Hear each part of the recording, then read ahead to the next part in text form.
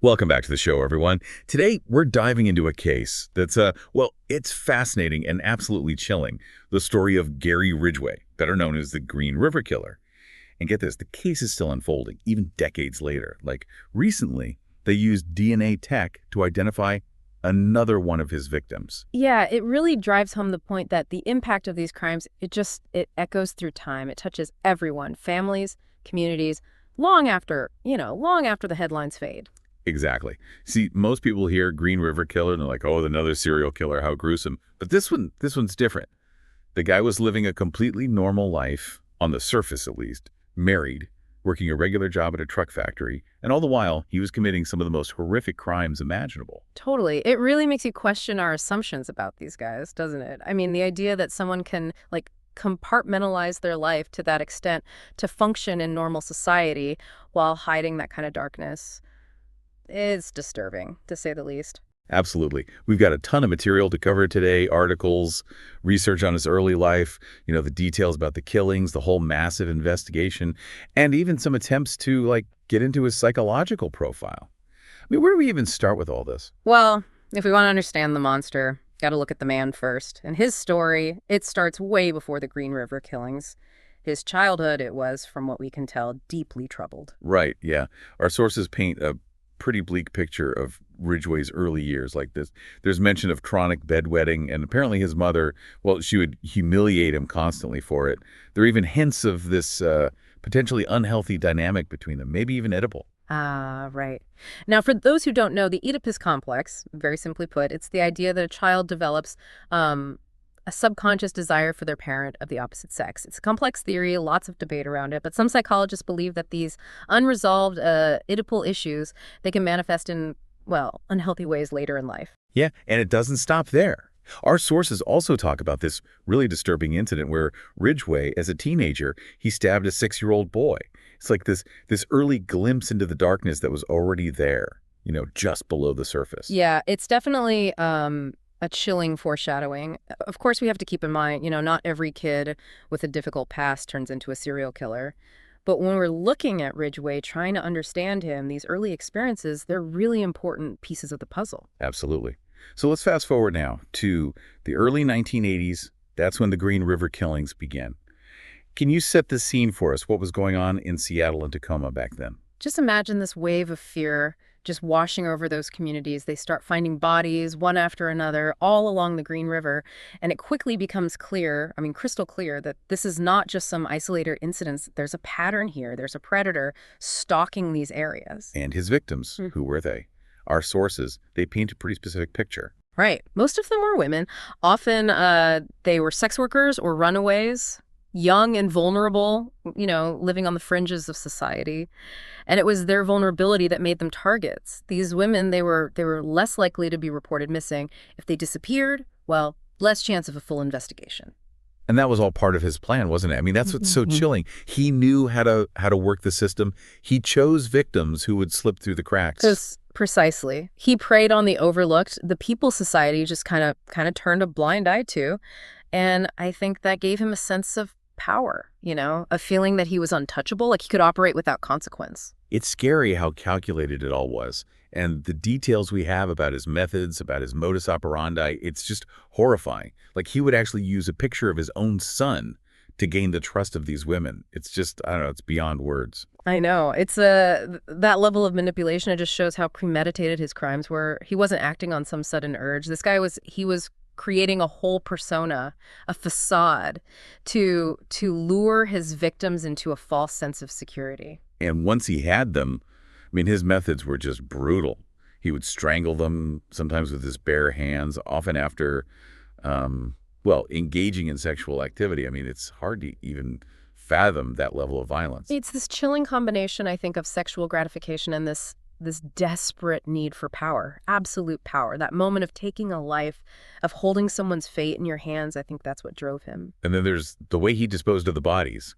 It's almost as calculated as the killings themselves. Yeah, definitely a pattern there, at least at first. He'd choose these wooded areas along the Green River. Sometimes he would even position the bodies, in specific poses. It was almost ritualistic. But then he started switching things up, right? Yeah. Like transporting some remains to Oregon, using different locations. It was like he was trying to outsmart the investigators, always stay one step ahead. Exactly. And that's what makes this case so captivating. It's like a game of cat and mouse between a very cunning killer and a really determined task force. And that takes us right into the investigation itself.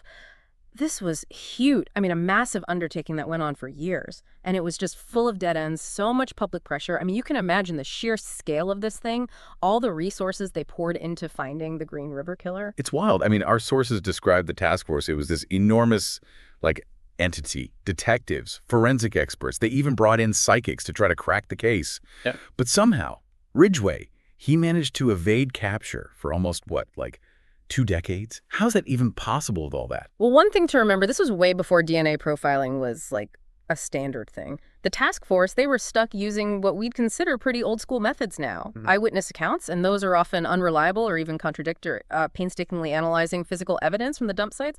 And then, of course, trying to build a psychological profile, which, let's face it, is more of an art than a science. So they were basically fumbling in the dark, trying to solve this puzzle, but they don't even have all the pieces. Yeah, pretty much. And Ridgway, he wasn't making things easy for them. Our sources go into all the meticulous steps he took to cover his tracks. We're not just talking about wearing gloves and wiping down his truck here. This guy was strategic, really strategic. He'd change up the dump sites all the time. Sometimes he'd leave bodies in clusters. Sometimes he'd scatter them miles apart. Then he even starts transporting some of the remains across state lines, all the way to Oregon, just to throw them off. That's crazy. It's like he was studying the investigators, figuring out their methods, and then, exploiting any weakness he could find. Exactly. And the pressure on the task force after years of this, it must have been immense. Can you imagine the frustration? You chase every lead, every little hunch, and you just hit a wall every time. The public wants answers, the media's all over it, and all the while, they just keep finding more victims. It's a heavy stuff.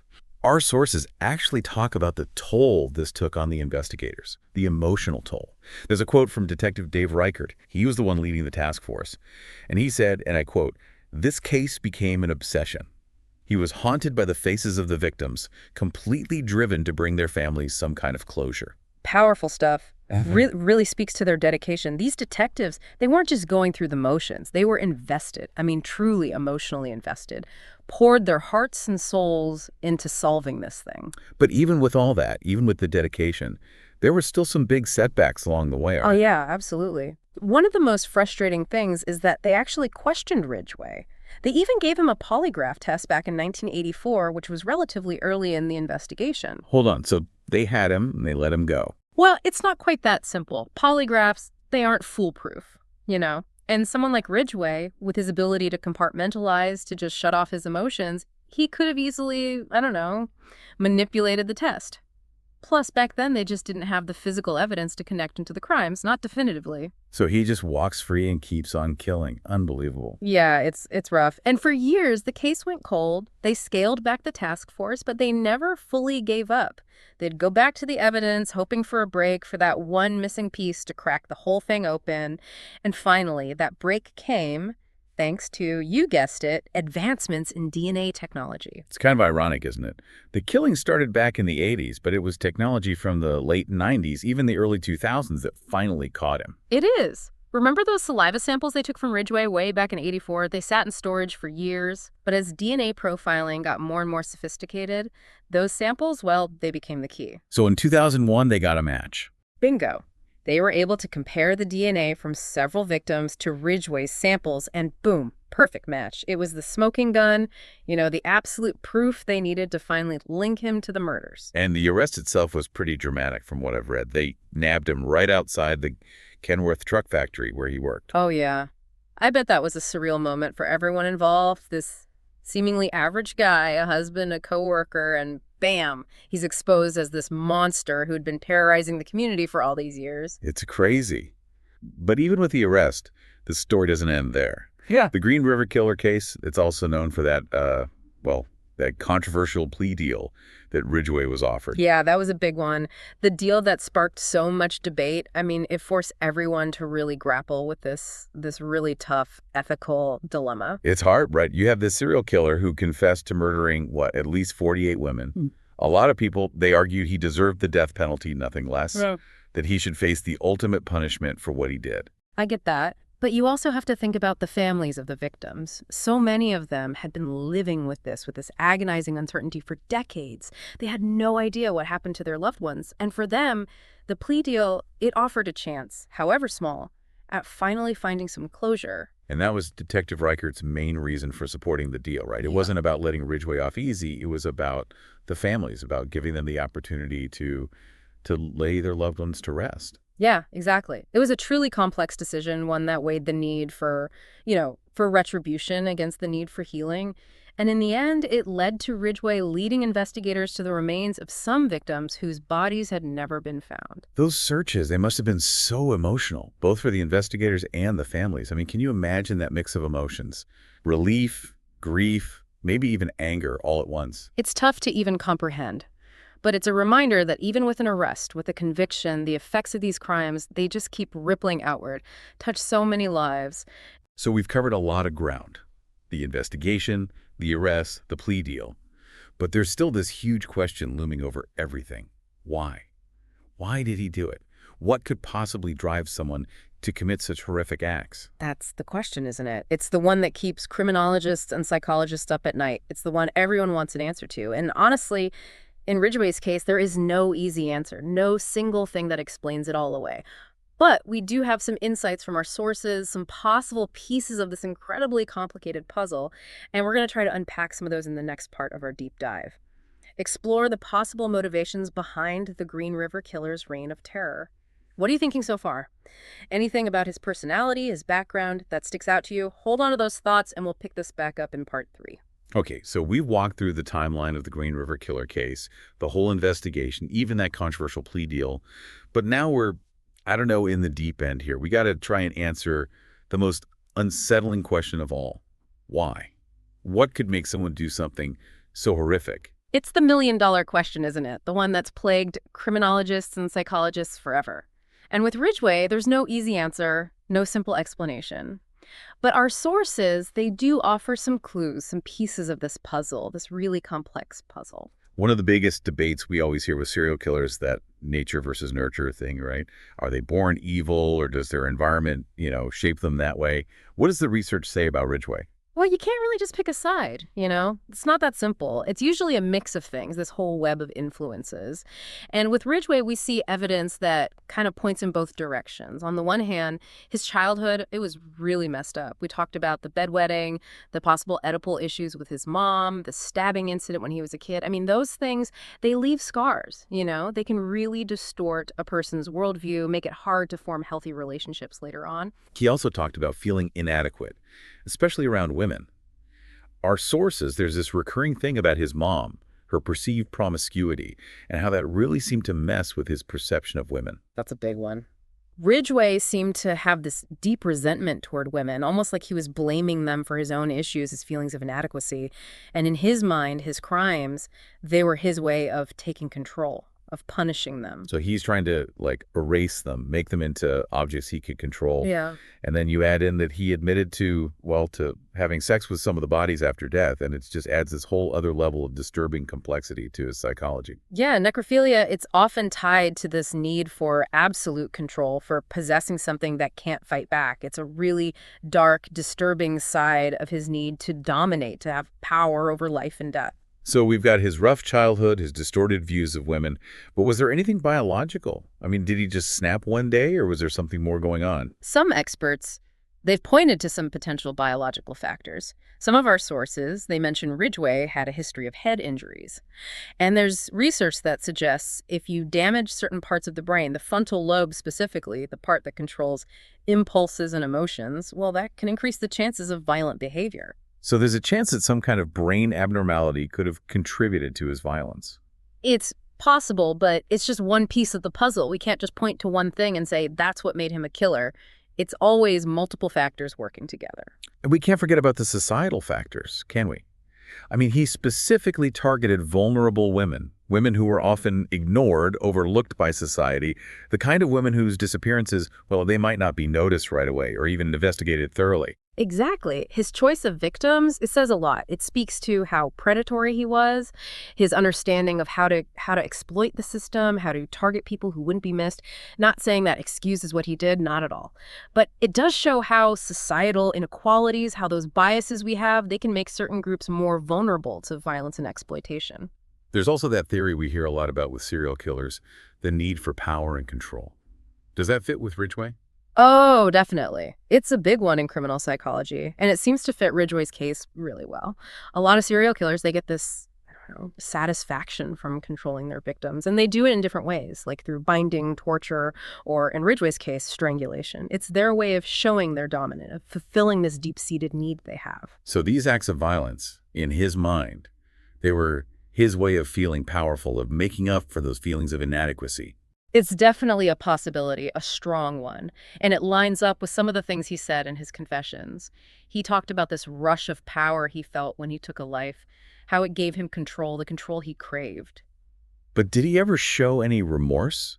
Like any real understanding of the pain he caused, the pain his victims' families went through? That's the really chilling part. Even though he confessed to 48 murders, Ridgway, he didn't show much remorse. Not really. He seemed more focused on downplaying his role, blaming the victims, almost trying to justify what he did. It's like he couldn't, or maybe wouldn't, grasp the human cost, the real impact of his crimes. That lack of empathy, that disconnect from other people's suffering, it's one of the main signs of psychopathy. It's a personality disorder where you basically have no conscience, no remorse, no empathy. And we see that a lot with other serial killers too, right? Yeah. The charm, the way they blend in, the manipulation, it's all part of the act that lets them stay hidden for so long. It is. And it's one of the reasons cases like Ridgway's are so fascinating and terrifying. They make us question human nature, force us to confront the dark side of our society. So after this deep dive, all this information about Gary Ridgway, his life, his crimes, what can we take away from all this? What's the big picture? I think the main thing is there's no easy answer when it comes to behavior this complex and disturbing. It's a mix of things. Personality, environment, society's failures, it all plays a role. And even with all the evidence, all the analysis, we might never truly understand what drove him to do it. That's true, but that doesn't mean we stop trying. Cases like this, they show how important it is to keep researching, keep digging into the darkest parts of human behavior so we can maybe see the warning signs, and Yeah. hopefully prevent these tragedies from happening again. And it also shows how far we've come with forensic science, how we can solve these cases even decades later and bring some justice to the victims and their families. Absolutely. The Green River Killer case, it shows us what persistence can do, what never giving up hope can achieve. Well, this has been, I don't know about you, but this has been fascinating and really unsettling. We always like to leave our listeners with something to think about, a question that maybe sticks with them. So here's one. What if they hadn't caught Ridgway when they did? How many more victims would there have been?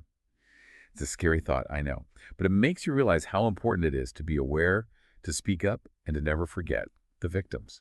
Thanks for joining us for this deep dive, everyone. We'll see you next time.